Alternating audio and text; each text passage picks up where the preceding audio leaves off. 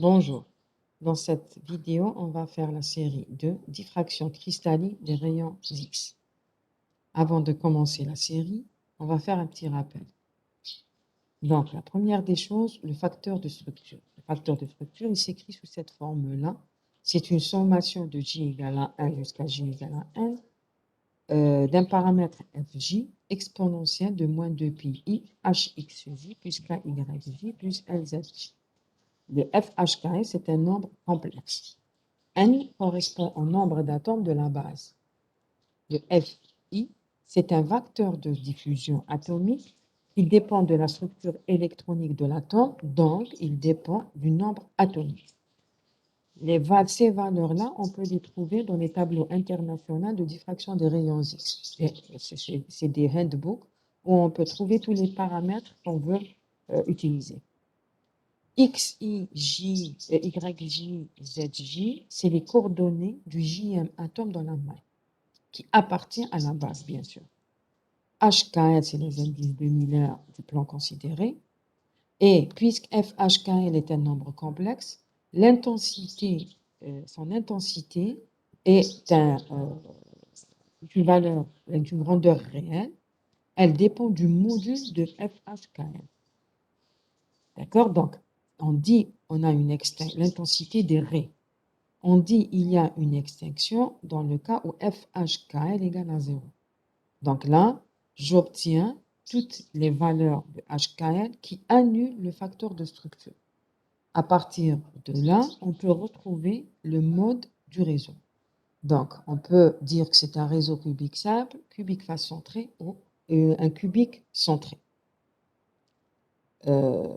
Maintenant, on va faire l'exo 2. Pour l'exo 2, on se propose de calculer le facteur de structure d'un réseau cubique centré et cubique à face centrée. Donc, on vous demande de calculer le facteur de structure et le discuter pour les différents cas. Donc, on va commencer par la première question.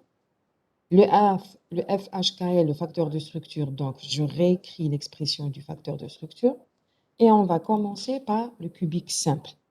Pour le cubique simple, et d'après la première série, on avait dit que dans ce cubique, on a un seul atome. Donc, le nombre d'atomes de la base, c'est n égale à 1. Cet atome-là a comme coordonnée 0, 0, 0. Donc, si je remplace ceci dans l'expression du facteur de structure, donc on obtient f exponentielle de 0.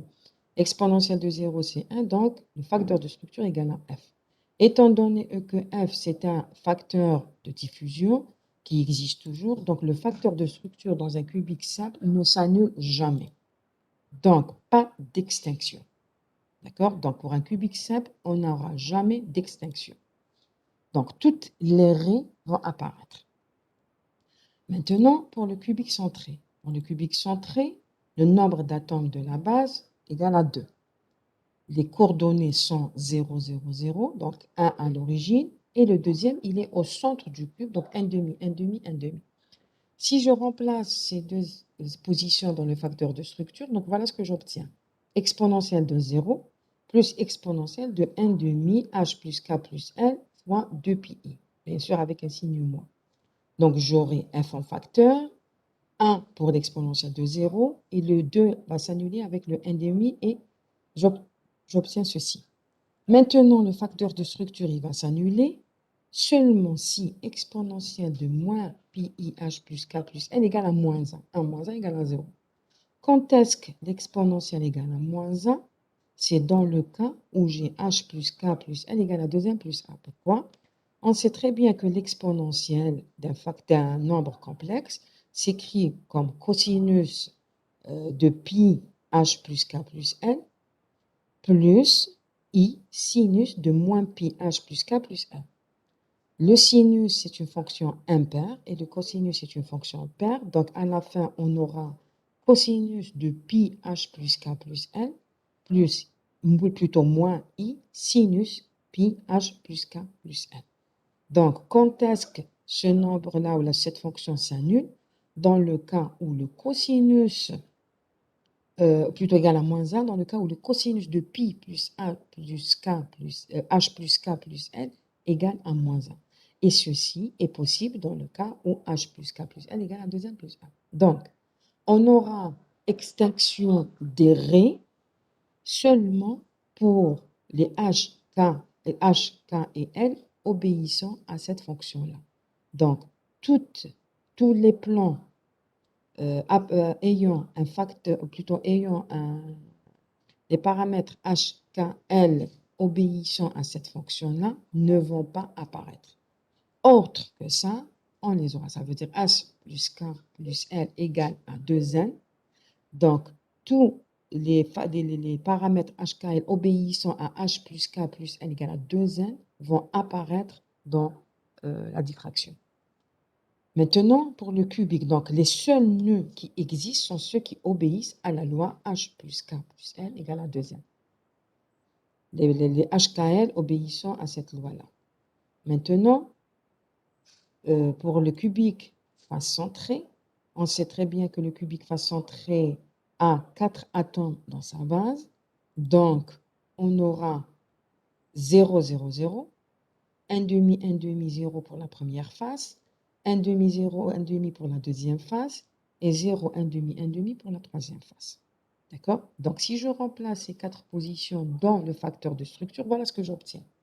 Donc ici, pour que le FHKS soit nul, il faut au moins 2 paramètres vont s'annuler. Plutôt 2 paramètres égale à moins 1. Donc on aura le premier terme, c'est 1. Le deuxième exponentiel de moins IH plus K. Le troisième, c'est exponentiel de moins pi IH plus L. Et le quatrième, exponentiel de moins pi IH plus K. Donc ce facteur de structure va s'annuler dans le cas où au moins 2 termes soient égales à moins 1. Donc 2 égale à 1 et 2 moins 1, et là on aura 0. Quand est-ce qu'on obtient FHKL égale à 0? Ça veut dire quand est-ce qu'on aura une extinction? Seulement dans le cas où HKL sont de parité mixte. Quand je dis parité mixte, ça veut dire au moins un d'entre eux soit pair et les autres impairs, ou bien un d'entre eux impair et plutôt pair et les autres impairs. D'accord? Donc, si les HKL sont de parité mixte, ça veut dire que le facteur de structure va s'annuler. Donc, pour un cubique à face centrée, les nœuds du réseau réciproque tels que HKL soit de parité mixte n'existent pas. Donc, les raies qui ne vont pas apparaître, c'est ceux qui ont un HKL de parité mixte. Donc, on a au moins un d'entre eux soit pair et les autres impairs, ou au moins un d'entre eux impair et les autres soit pairs. Donc, les seuls raies qui vont apparaître, c'est ceux qui ont les indices de Miller de même parité. Donc, ou bien tous sont pairs, ou bien tous sont impairs. D'accord? Donc, on va remplir maintenant le tableau. Pour le cubique, donc d'abord, pour le cubique, on va se rappeler, avant de remplir le tableau, rappelons-nous de ce qu'on vient de faire. Donc, pour le cubique simple, donc le FHKL, le facteur de structure est différent de 0, ça veut dire qu'il n'y a pas d'extinction. Donc, le cubique centré, on a trouvé que le FHKL égale à 0 pour la somme des indices de Miller égale à un nombre impair. Et pour le cubique face centré, le facteur de structure égale à 0 dans le cas où les HKS sont de parité mixte. Ça veut dire tous les indices de Miller qui obéissent à ces lois-là ne vont pas apparaître dans le tableau qu'on va représenter maintenant. Ça veut dire qu'il y a extinction des raies pour le cubique centré et cubique à face centrée avec ces deux lois. Pour le cubique simple, toutes les raies vont apparaître. Un cubique simple, le facteur de structure, il est toujours différent de 0, donc on n'a pas d'extinction. D'accord? On va prendre un exemple. Par exemple, pour 1, 0, 0. 1, 0, 0, on a le H plus K plus L égale à 1. D'accord? Et le H, K, L sont de parité mixte parce que le 0 est considéré comme étant un nombre pair. 1, c'est impair et 0, c'est pair. Donc, parité mixte. Donc là, qu'est-ce qu'on a? Le plan, il n'apparaît ni dans un CFC, ni dans le cubique face centré. Pourquoi? H plus K plus L obéit à la loi H plus K plus L égale à 2n plus 1. Là, n égale à 0. Donc, H plus K plus L égale à 1. Donc, c'est un nombre impair. En plus, HKL sont de parité mixte, donc là, il y a une extinction. Donc, l'arrêt 1, 0, 0 n'apparaît ni dans le cubique centré, ni dans le cubique à face centrée. Deuxième exemple, le 1, 1, 0. 1, 1, 0, qu'est-ce qu'on a? H plus K plus N égale à 2. Donc, c'est un nombre pair. Donc, première des choses, cette raie va apparaître dans le cubique centré. Est-ce qu'elle va apparaître dans le cubique à face centrée? H, K, N sont de parité mixte. Il y a 0 qui est impair, pardon, et le 1 qui est impair. Donc, H, K, N sont de parité mixte. Donc, ce plan-là va apparaître dans le cubique centré, mais il n'apparaît pas dans le cubique face centré. Donc, maintenant, on va remplir le tableau. Une fois que vous avez compris ces deux exemples-là pour le 1, 0, 0, le 1, 1, 0, on va remplir maintenant le tableau. Donc, on va prendre le h carré plus k carré plus l carré. Là, c'est juste pour avoir une série de nombres. 1, 2, 3, 4, 5, 6, 7, 8, 9 et 10. Là, pardon, il n'y a pas de 7. Regardez bien ce qu'on voit ici. Pour le cubique simple, toutes les raies apparaissent. Donc, si je prends h carré plus k carré plus l carré, regardez ce que j'obtiens. 1, 2, 3, 4, 5, 6, hop, et 8. Donc, l'arrêt ou le nombre 7 n'apparaît pas dans le cubique simple. Si je prends le cubique centré, ce qu'il y a là, c'est pour avoir une série de nombres. Ce qu'on fait, on va prendre le rapport entre la sommation des carrés des HKL au ième plan par rapport au premier plan. Quand je dis I, c'est le ième plan et 1, c'est le premier plan. D'accord? Donc, regardez. 1, 0, 0, c'est un plan qui n'apparaît pas. Pourquoi? Parce qu'on avait dit que dans le cubique centré, il faut que la sommation des HKL soit un nombre pair pour que l'arrêt apparaisse. Donc là, c'est impair, donc elle n'apparaît pas. La même chose pour le cubique à face centré. Là, c'est de parité mixte, donc ça n'apparaît pas. Maintenant, si je prends le 1, 1, 0, ça c'était l'exemple précédent, 1, 1, 0, la sommation des HKL, c'est quoi? C'est un nombre impair, donc elle apparaît dans le CC. Par contre, les HKL sont de parité mixte, donc ça n'apparaît pas dans le CFC. Donc, qu'est-ce que je fais? Je prends les H carré plus K carré plus L carré du deuxième plan, je le divise par, plutôt, je le divise, ça c'est pas c'est le premier plan, pardon. Le premier plan qui est 1, 0, 0 n'apparaît pas pour le CC. Donc, le premier plan qui va apparaître dans le CC, c'est le 1, 1, 0. Avec les H carré plus K carré plus L carré égale à 2. Donc, si je divise 2 par 2, ça me donne 1. Le troisième plan maintenant. Le troisième plan, 1, 1, 0. Ces trois-là, la sommation, ça me donne un nombre impair. Donc, le plan n'apparaît pas dans le cubique centré. Par contre, pour le cubique à face centrée, qu'est-ce que j'ai? 1, 1, 1 sont de même parité, donc il apparaît dans le CFC. Et là, le premier plan qui va apparaître dans le CFC, c'est le 1, 1, 1. Donc, je divise 3 sur 3, ça me donne 1. Maintenant, pour le 2, 0, 0. Le 2, 0, 0, la sommation me donne 2. La sommation de H plus K plus N, ça me donne 2. Donc, c'est pair, pardon. Donc, il apparaît dans le CC. En plus, le 2, 0, 0 sont de parité mixte, donc ça apparaît aussi dans le CFC. Donc, qu'est-ce que je vais faire? Je vais prendre le 4 divisé par le premier plan. 4 sur 2, ça me donne 2. Et là, je vais prendre 4 sur 3. Le deuxième plan, donc le plan que je divise par le premier plan qui apparaît les rois 1, 1, 1. Donc, 1, 2. Je continue de la même manière. Donc, je vais faire le troisième exemple. 2, 1, 1. La somme, ça me donne 4. 4, c'est un nombre impair, pair, pardon, donc il apparaît dans le CC. Par contre, 2, 1, 1, c'est de parité mixte, donc ça n'apparaît pas dans le CFC. Donc là, qu'est-ce que j'ai? Donc ça, le h carré plus k carré plus l carré, c'est 6. Je le divise par le premier plan qui apparaît. Des rois 1, 1, 0, ça me donne 2. 6 sur 2, ça me donne 3. Si je continue de la même manière pour tous les plans, regardez la série des nombres qui apparaissent. 1, 2, 3, 4, 5, 6, 7 et 8. Donc là, le 7 apparaît. Pour faire une comparaison avec le cubique simple et cubique centré, dans la série des nombres qui apparaissent pour le simple, le 7 n'apparaît pas. Par contre, si je vois que le 7 apparaît, ça veut dire que je suis dans le cas d'un cubique centré. Pour le cubique face centré, je ne vais pas avoir de nombre complet, mais je vais avoir des fractions. 4 tiers, 8 tiers, 11 tiers, 12 tiers, 16 tiers, ainsi de suite. Donc, voilà ce qu'on obtient dans le cas, des cubiques simples, cubiques centrés et cubiques à face centrée. D'accord? Donc, maintenant, la deuxième question, ou la troisième question, on vous dit un échantillon de fer donne des raies pour les plans successifs 1, 1, 0, 2, 0, 0, 2, 1, 1. Quelle est la nature du réseau cristallin qui suit cet échantillon? Ça veut dire, est-ce que c'est un cubique simple? Est-ce que c'est un cubique centré ou un cubique face centré? Donc, les plans successifs, c'est 1, 1, 0. Je regarde.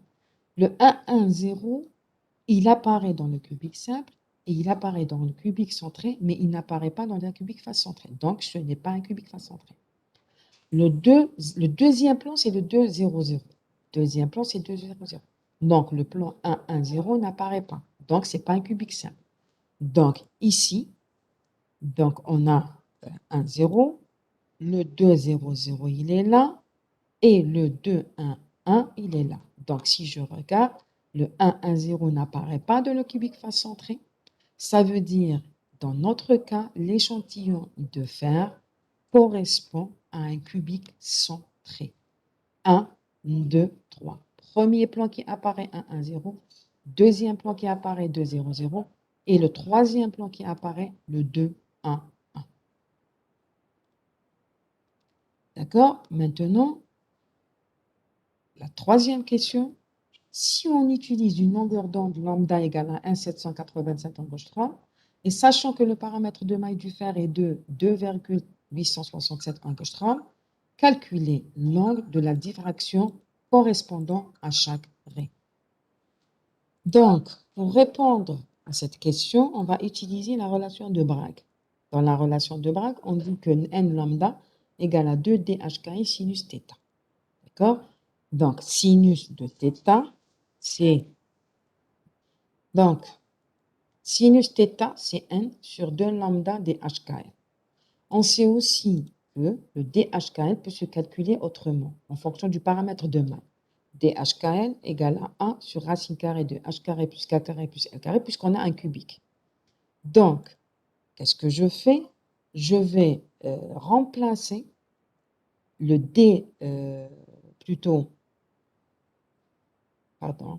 je vais combiner entre cette fonction-là et cette fonction-là. Je vais remplacer le dhkl qu'il y a dans le sinus à l'intérieur. Ce dhkl, je vais le remplacer dans le sinus. Donc, j'obtiens cette expression-là. Donc, et en faisant bien sûr l'hypothèse que tous les pics de fer correspondent à la diffraction du premier ordre pour prendre n égale à 1. Donc, si je prends n égale à 1, donc, et j'ai lambda, j'ai le paramètre de maille du fer. Donc, ici, voilà qu'est-ce que j'obtiens. Donc, plutôt, pardon, ici, on doit calculer l'angle, pas le paramètre de maille. Donc, si je prends le premier plan qui apparaît 1, 1, 0, donc on aura le sinus de θ, donc n égale à 1, lambda c'est donné, paramètre de maille c'est donné, et le plan 1, 1, 1, ça veut dire h égale à 1, k égale à 1, l égale à 0. Donc, je fais mon calcul et je retrouve sinus de θ égale 0,441. Donc, si je vais la conversion, donc on aura θ en radian, c'est 0,45, et ceci correspond à 26 degrés,17. La même chose avec le plan de 0, 0 et le plan de 1, 1. D'accord? Et là, je retrouve les angles correspondant à chaque raie obtenue par la diffraction.